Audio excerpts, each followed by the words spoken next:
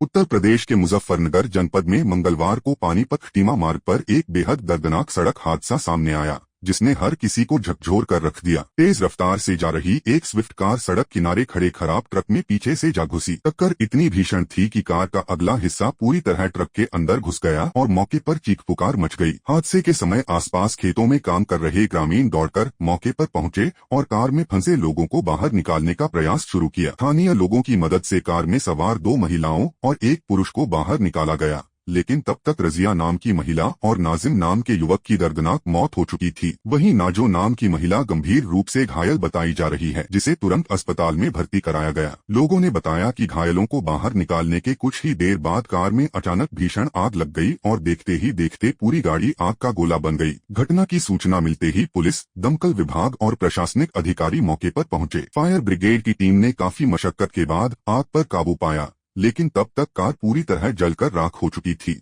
हादसे के बाद मौके पर लंबा जाम लग गया और बड़ी संख्या में लोग घटनास्थल पर जमा हो गए। जानकारी के अनुसार कार सवार सभी लोग शामली जनपद के निवासी थे और मेरठ की ओर जा रहे थे। एसएसपी मुजफ्फरनगर संजय कुमार वर्मा ने बताया कि हादसे के बाद स्थानीय लोगों ने बहादुरी दिखाते हुए कार सवारों को बाहर निकाला था और आग बाद में लगी। उन्होंने कहा कि प्रथम दृष्टया दोनों लोगों की मौत सड़क हादसे में हुई है, न कि आग से जलने के कारण। फिलहाल पुलिस ने दोनों शवों को पोस्टमार्टम के लिए भेज दिया है और पूरे मामले की जांच की जा रही है। वहीं घायल महिला का अस्पताल में उपचार जारी है। इस दर्दनाक हादसे ने एक बार फिर तेज रफ्तार और सड़क सुरक्षा को लेकर गंभीर सवाल खड़े कर दिए हैं। देखिए, एक स्विफ्ट गाड़ी थी, एक ट्रक यहाँ पर खराब हो गया था, उसमें जो है टकरा गई है और अंदर घुस गई थी। काफी तेज स्पीड से थी और उसके अंदर चली गई थी और लोगों ने यहाँ पर, जो आम लोग यहाँ पर खेतों में काम कर रहे थे, उनके द्वारा उनको निकाल लिया गया था। लेकिन उसके बाद उसमें आग लग गई गाड़ी में, लेकिन आग लगने से पहले लोगों ने निकाल लिया था और उसमें 3 लोग सवार थे, जिसमें एक व्यक्ति घायल है और 2 लोगों की उसमें डेथ हुई। इसमें एक महिला, एक पुरुष बताए जाते हैं, जो कि एक्सीडेंट से उनकी डेथ हो गई है। ये लोग शामली से मेरठ जाने की बात संज्ञान में आई है प्रथम दृष्टया। और हमारे जो आग लगी गाड़ी में, उसमें सीएफओ साहब तत्काल मौके पर पहुंच गए और उन्होंने जो है हमारे एसपी सिटी, सीओ सिटी और इंस्पेक्टर कोतवाली सभी मौके पर हैं, आप देख रहे होंगे। और तत्काल जो भी पुलिस की मदद थी वो तत्काल कराई गई है और जो चिकित्सा है उनके घायल की, उसी कराई जा रही है। और बाकी निश्चित तौर से दुखद घटना है और उसमें 2 लोग की मृत्यु हो गई है। बाकी उसके बाद गाड़ी ने आग पकड़ लिया था और काफी गाड़ी जल गई है, आपने देखा होगा, साइड में खड़ी है। और बाकी इसमें जो भी अन्य विधिक कार्रवाई है, पंचायतवा पोस्टमार्टम की कार्रवाई सुनिश्चित की जा रही है। सर, बर्निंग से डेथ हुई है या एक्सीडेंट से? वही मैं कह रहा हूँ कि चूंकि ये जो लोगों थे यहाँ पर, उन्होंने बॉडी पहले ही निकाल लिया था, आग उसमें नहीं लगी थी, आग बाद में लगी है गाड़ी में। और जैसा कि आपने देखा होगा, अभी यहाँ पर लोकल लोग बता भी रहे थे, तो उनकी एक्सीडेंट से डेथ हुई है, ना कि बर्न से उनकी कोई डेथ हुई है। मुजफ्फरनगर की बुढ़ाना पुलिस ने मोबाइल टावरों से कीमती उपकरण चोरी करने वाले गिरोह का बड़ा खुलासा किया है। पुलिस ने मुठभेड़ के दौरान 15,000 रुपए के इनामी बदमाश समेत 4 आरोपियों को गिरफ्तार किया है। कार्रवाई के दौरान एक आरोपी घायल भी हुआ है। पुलिस के मुताबिक गिरफ्तार आरोपियों के कब्जे से करीब 1 करोड़ 10 लाख रुपए कीमत के 20 RRU यूनिट, अवैध हथियार और एक कार बरामद की गई है। बताया जा रहा है कि यह गिरोह मोबाइल टावरों से महंगे उपकरण चोरी कर उन्हें बेचने का काम करता था। वरिष्ठ पुलिस अधीक्षक संजय कुमार वर्मा ने बताया कि गिरोह के खिलाफ काफी समय से कार्रवाई चल रही थी और पुलिस को इनकी तलाश थी। फिलहाल गिरफ्तार आरोपियों से पूछताछ कर गिरोह के अन्य सदस्यों और चोरी के नेटवर्क की जानकारी जुटाई जा रही है। देखिए, पिछले दिनों में मई के क्या कहते हैं 8-9 मई को जो है जनपद मुजफ्फरनगर के बुढ़ाना थाना क्षेत्र में जो है RRU की चोरी की सूचना मिली थी, जिसमें अभियोग दर्ज किया गया था तथा SPRA और CO बुढ़ाना तथा इंस्पेक्टर बुढ़ाना के नेतृत्व में टीम बनाई गई थी, जिसमें बराबर टीमें काम कर रही थी। और टिप ऑफ मिलता है, जिसके आधार पर एक स्विफ्ट गाड़ी के बारे में टिप ऑफ मिलता है, उसमें कुछ बदमाश इसको ले जा रहे हैं ठिकाने पर लगाने के लिए, बेचने के लिए, आर्थिक लाभ कमाने के लिए। इस टिप ऑफ के आधार पर जब पुलिस को घेराबंदी करती है तो पुलिस पे फायर करते हैं, जिसमें पुलिस भी काउंटर फायर करती है आत्मरक्षा, जिस पर एक बदमाश को गोली लगती है, इरफान नाम के आदमी को। और फिर उससे पुलिस पूछताछ करती है और गाड़ी में 20 जो RRU है, रिमोट रेडियो यूनिट, बरामद किया जाता है, जिसका काम होता है टावर पर लगे हुए जो रिसीव करता है सिग्नल को तथा ट्रांसमिट करता है, साथ ही साथ उसको इनहांस भी करता है। तो ये जो 20 RRU बरामद किए गए हैं, इसमें 11 जियो के हैं, 9 एयरटेल से कनेक्टेड हैं बाकी ये सभी सैमसंग कंपनी के बनाए गए ये RRU है। 5 से 6 लाख इसका जो है जनरल मार्केट में इसका वैल्यू होता है। इसके हिसाब से लगभग 1 करोड़ 10 लाख के आसपास की वैल्यू है। और ये एक बड़ी बरामदगी है जनपद मुजफ्फरनगर की बुढ़ाना पुलिस द्वारा, जिसमें एक 15,000 का इनामिया था। इरफान वो पकड़ा गया है, फैजान पकड़ा गया है जो कि 23 वर्ष का बुढ़ाना हुसैनपुर कला का है। इस्लामुद्दीन पकड़ा गया है जो कि लिशाड़ी गेट मेरठ का रहने वाला है। कामिल जो कि लोहिया नगर मेरठ का रहने वाला है, तथा इरफान जो कि लिशाड़ी गेट मेरठ का रहने वाला है। तो इसमें 3 मेरठ के बदमाश हैं और एक जो है लोकल बुढ़ाना का बदमाश है जो कि गिरफ्तार किया गया। इसमें इरफान जो पूरे गैंग का लीडर है, ये आसाम में भी इसने इसी तरह के RRU की चोरी में बरामद किया था। इसमें बता दूं कि पूछताछ में स्वीकार किया है कि ये महंगे जो RRU होते हैं इनका दिल्ली के माध्यम से विभिन्न प्रकार के विदेशों में इसको भेजते हैं। इसकी जांच अभी भी SPRA द्वारा की जा रही है, उनकी टीम द्वारा की जा रही है कि किस किस साधन से किन किन देशों को ये सप्लाई करते हैं। बाकी 1.5 से 2 लाख में ये बेच करके आर्थिक लाभ कमाने का प्रयास करते हैं या कर रहे थे। इस प्रकार से इस पूरे गैंग को जो है मुजफ्फरनगर पुलिस ने वश किया है आज, और 4 लोगों को गिरफ्तार किया गया है। इसमें 1 करोड़ 10 लाख का RRU बरामद किया गया है और निश्चित तौर से पूरी टीम को 20,000 रुपए का मेरे द्वारा इनाम दिया जा रहा है। मुजफ्फरनगर के सिखेड़ा थाना क्षेत्र से एक महिला द्वारा गंभीर आरोप लगाए जाने का मामला सामने आया है। पीड़िता अमिता ने वरिष्ठ पुलिस अधीक्षक को प्रार्थना पत्र देकर आरोप लगाया है कि गांव के कुछ लोगों ने पहले उसके परिवार के साथ मारपीट की और बाद में जमानत पर छूटकर दोबारा घर में घुसकर हमला किया। महिला का आरोप है कि आरोपियों ने धारदार हथियार, लाठी डंडों और ईंटों से हमला करते हुए परिवार को जान से मारने की धमकी दी। पीड़िता ने यह भी आरोप लगाया कि घटना की वीडियो होने के बावजूद थाना स्तर पर उसकी सुनवाई नहीं की गई, बल्कि उसके परिवार के लोगों के खिलाफ कार्रवाई कर उन्हें जेल भेज दिया गया। महिला ने पुलिस पर डराने धमकाने के आरोप भी लगाए हैं। पीड़िता ने SSP से पूरे मामले की निष्पक्ष जांच कराने, मेडिकल परीक्षण करवाने और आरोपियों के खिलाफ सख्त कानूनी कार्रवाई की मांग की है। फिलहाल मामला पुलिस प्रशासन के संज्ञान में है। थाना सिकेड़ा है, सिकेड़े से आए है। ये एक दिन पहले क्या ही सुनी होगी थी, तो क्या नाम कुछ भी नहीं हुआ था। फिर अगले दिन उन लोगों ने इल्जाम करा। सुबह के टाइम हम जानवरों को और डंगरों को घास घेरने के लिए जा रहे थे, गैयों को। उन्होंने हथियारों से तैयार बैठे थे, उन्होंने एकदम हमला करा। अर्जुन, अनुज, कपिंदर, ओगे, जोनी, कपिल, ये सारे के थारे लट लेके तैयारी पे बैठे थे। उन्होंने मार पिटाई करी तो पुलिस आई। फिर तो पुलिस ने हमारा केस हल्के उसमें कर दिया और फिर शाम को भी हमारी जेल उन्हें पुलिस ले गई। शाम को भी उन जैसे वे लोग छुट के आए, उन लोगों ने दोबारा हमारे साथ हमला किया और पुलिस ने हमारी नहीं, ये लोग सिकेड़े के ही है जी। क्या नाम जानवरों को धोवन डालने जा रहे थे। एक दिन पहले बच्चों की अनहोनी हो गई थी, तो क्या नाम अगले दिन वे लोग शाम को तैयार हथियारों से बैठे थे। जैसे वे अंदर घुसे एकदम हमला कर दिया। थाने गए, थाने हमारे हल्की धारा लगा के उन लोगों को केस थाने ले गए, उन्हें छोड़ दिया। फिर शाम को वे लोग आए, शाम को उन्होंने कहा सुबह तो तुम लोगों को छोड़ दिया था, अब नहीं छोड़ा जाएगा। उन्होंने दोबारा हमारे पे हमला करा तो पुलिस ने हमारी नहीं सुनी और क्या नाम उन पे धारा लगा के उनके ही और बढ़िया वाली और हमारे लोगों को अंदर करवा दिया। देखिए, आज सुबह 8 साढ़े 8 बजे CBI की टीम छपार पुलिस जो जनपद मुजफ्फरनगर की है उसके सहयोग से एक राजकुमार सिंह नाम का व्यक्ति गिरफ्तार किया गया है, जो लगभग 32 से 35 साल का है।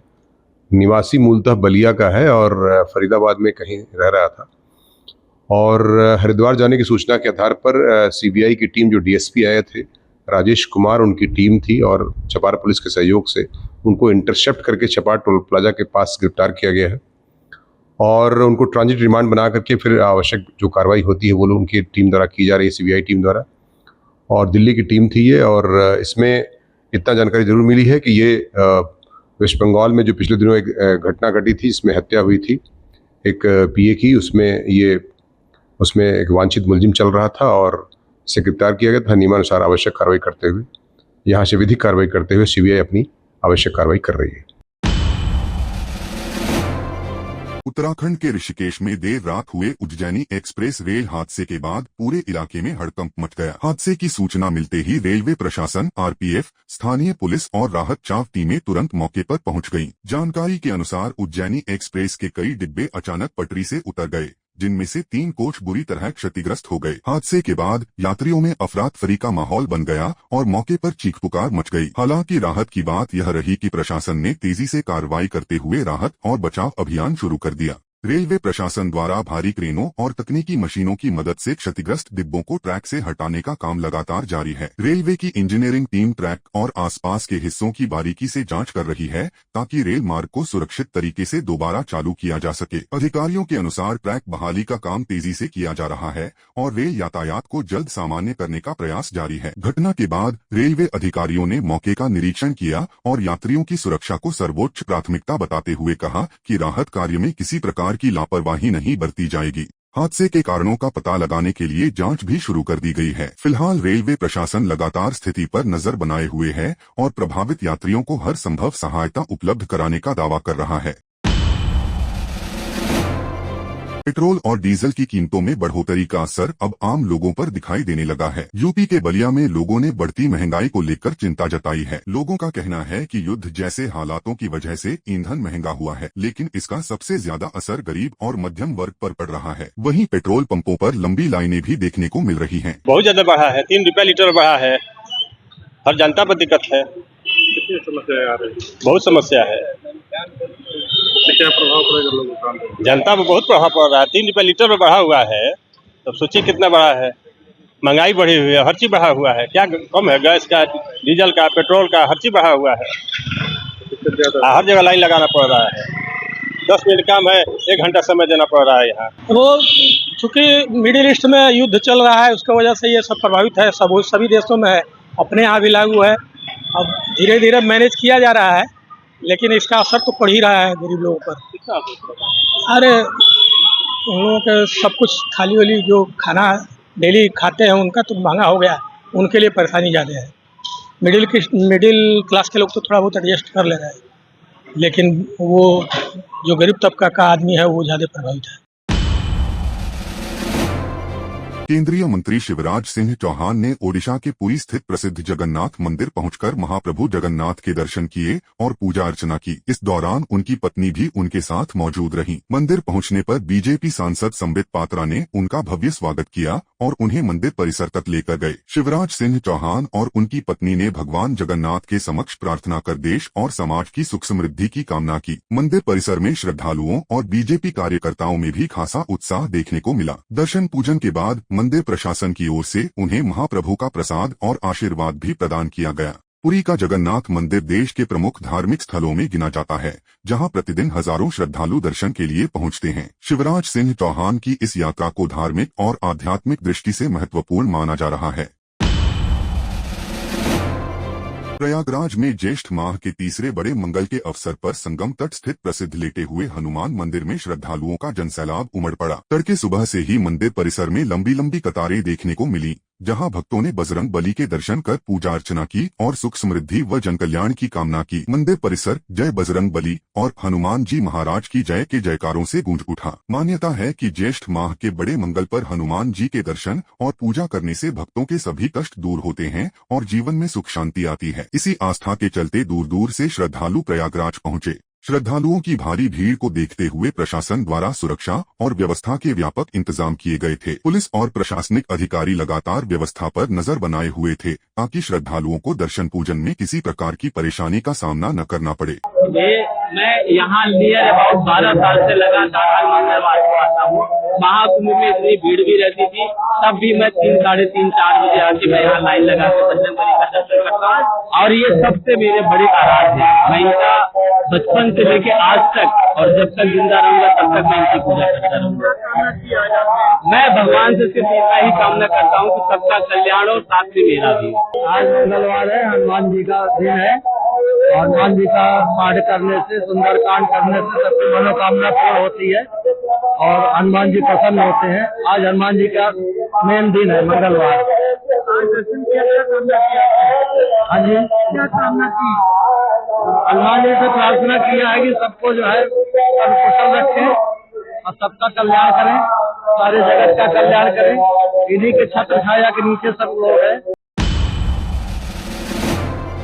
कर्नाटक के डिप्टी सीएम डीके शिवकुमार ने आंध्र प्रदेश के प्रसिद्ध तिरुपति बालाजी मंदिर पहुंचकर भगवान वेंकटेश्वर स्वामी के दर्शन किए और विशेष पूजा अर्चना में हिस्सा लिया। डीके शिवकुमार रविवार रात तिरुमला पहुंचे थे, जिसके बाद तड़के सुबह उन्होंने मंदिर में पारंपरिक विधि विधान के साथ पूजा की। मंदिर में प्रवेश के बाद उन्होंने सबसे पहले ध्वजस्तंभम पर पूजा अर्चना की और फिर गर्भगृह में भगवान श्रीनिवास के दर्शन कर आशीर्वाद लिया। इस दौरान उन्होंने मंदिर की हुंडी में दान भी अर्पित किया। डीके शिवकुमार ने मंदिर में आयोजित थोमाला सेवा में भी भाग लिया। इस मौके पर टीटीडी बोर्ड सदस्य नरेश कुमार भी उनके साथ मौजूद रहे। पूजा अर्चना के बाद मंदिर प्रशासन की ओर से उन्हें भगवान का प्रसाद और आशीर्वाद भेंट किया गया। मंदिर परिसर में सुरक्षा के विशेष इंतजाम किए गए थे और श्रद्धालुओं में भी उत्साह देखने को मिला।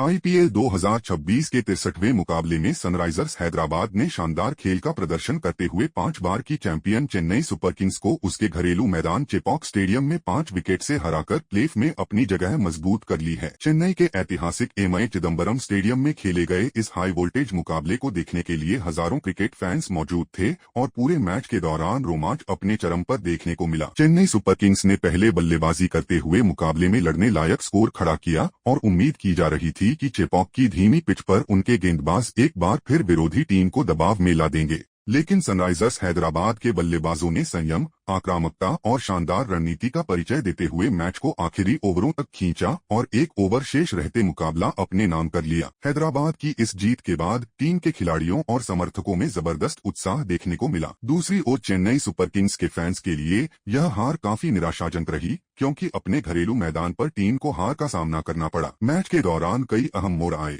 जहां दोनों टीमों ने वापसी की कोशिश की, लेकिन अंत में एसआरएच ने बेहतर प्रदर्शन करते हुए जीत हासिल की। इस मुकाबले के बाद आईपीएल 2026 की प्लेऑफ रेस बेहद रोमांचक हो गई है। सनराइजर्स हैदराबाद की जीत से जहां प्लेऑफ की तस्वीर काफी हद तक साफ होती नजर आ रही है, वहीं चौथे स्थान के लिए कई टीमों के बीच मुकाबला और भी दिलचस्प हो गया है। क्रिकेट विशेषज्ञों का मानना है कि आने वाले मैचों में अंक तालिका में बड़े बदलाव देखने को मिल सकते हैं। चेपॉक में मिली इस जीत को सनराइजर्स हैदराबाद के लिए सीजन की सबसे बड़ी जीतों में से एक माना जा रहा है, क्योंकि चेन्नई सुपर किंग्स को उसके घरेलू मैदान पर हराना हमेशा से कठिन चुनौती माना जाता रहा है। अब सभी की नजरें आगामी मुकाबलों पर टिकी हैं, जहां प्लेऑफ की अंतिम तस्वीर पूरी तरह साफ होगी।